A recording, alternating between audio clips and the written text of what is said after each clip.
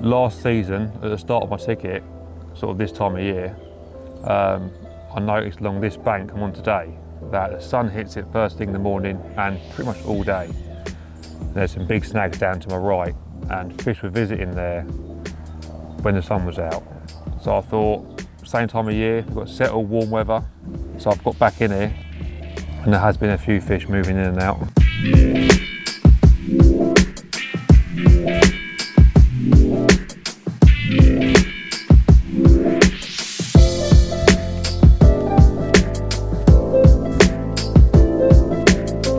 It's a tricky spot to fish because it involves you have to wade out to sort of place your rigs to get it right and to check it sort of sitting on a clean bottom because there's quite a lot of weed and dead weed and silkweed about. And not only that, but the birds, where it's shallow and it's clear, the birds can see everything and you're constantly on your toes, keeping them off your bait and distracting them. And at the same time, it's hard not to be constantly looking since there's fish there, you know. It's really exciting fishing, like it's locked up to the snags, you're constantly on your toes, and when that rod goes, it's sort of battle royale, you know. They're big fish and they know where they're safe, they know where they want to go. So, you know, you do need strong gear in that, but it's when you get them, it's a proper buzz. And when they're clear of the snag, it's yeah, your heart's in your mouth sort of moment. So I got down here on Wednesday, and when I arrived there was fish actually in the snag. And because I'm wading the baits out, I couldn't get them in position straight away, so I kept checking, waiting for them to move off. And once the sun sort of got round, sort of by the afternoon the fish had moved off, so I waded out, got a rig in position, and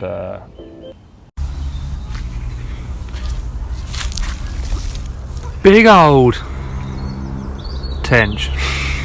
got it rod back out, and later that evening, caught me unawares actually. I wasn't expecting a bite in the evening, but I had a bite that evening, and like I say, big old battle right under the snag. Got it clear of the snag, it kited out in front of me. As I sort of eased off a bit of pressure, it hook pulled. So I've done the hard part, and then it hook pulled us out in front, which is a bit of a gusser, but it's the way it goes.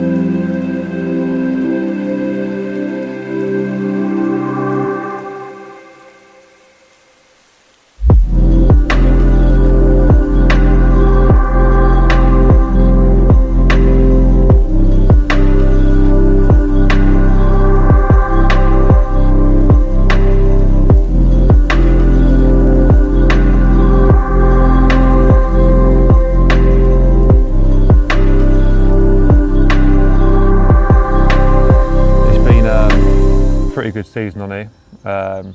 It's been pretty awesome actually. Last summer it was really good, big baiting campaign, loads of bait, right after spawning, and had a few of sort of the main A team. Had the penny common, fish called Stewart's fish, and long common, and a few other sort of less known but you know big fish, backup fish, and it was awesome. Some real good fishing, some really good fishing. So the baiting approach on that snag is a little bit different to out in the pond. So it's close in. I don't want to, I have been baiting up, so going back a little while, under that snag, keeping an eye on it over winter, it was all covered in shod. You can see fish weren't visiting it. And then just recently, since it's warmed up a bit, it's cleared off. So I knew they're visiting, it's worth putting a bit of bait in. So I've been coming down here, and just baiting little and often really. Just washed out boilies, chopped up, broken halves, you know, bit of crumb.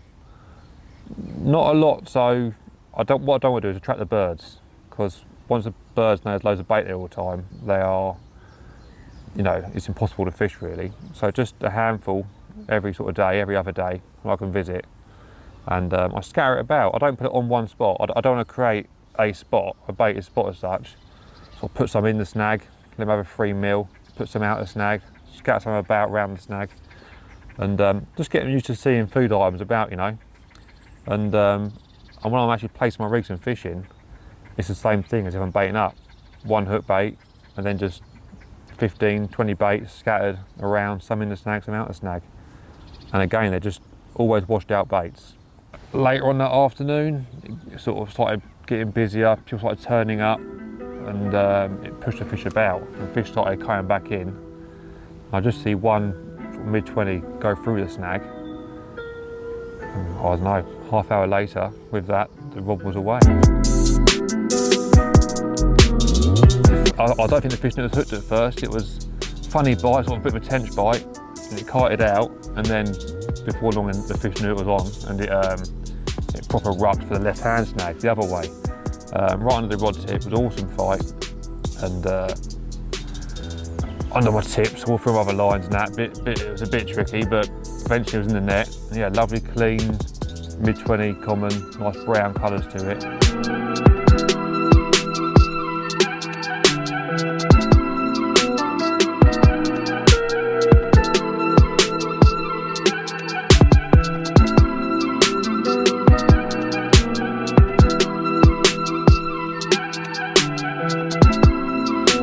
Well, what a result. We're at Swan Valley. I'm on my last session before my ticket runs out.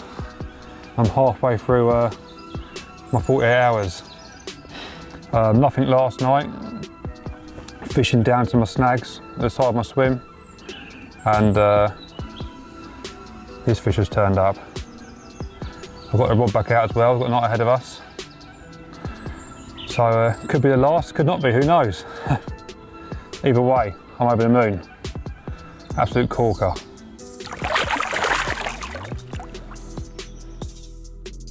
And it's probably looking like it's my last fish from the venue. Going forward, that pretty much wraps up my fishing on here really. I've got half hour left, I can't really see anything else happening.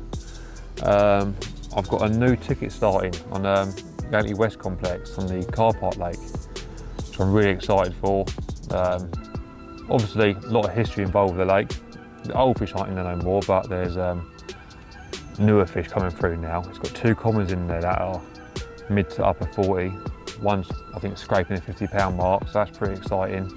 There's a few 40-pound mirrors in that, and I'm really excited to start something new, really. I don't really know anything about the lake, apart from what I've seen online and what I've sort of searched.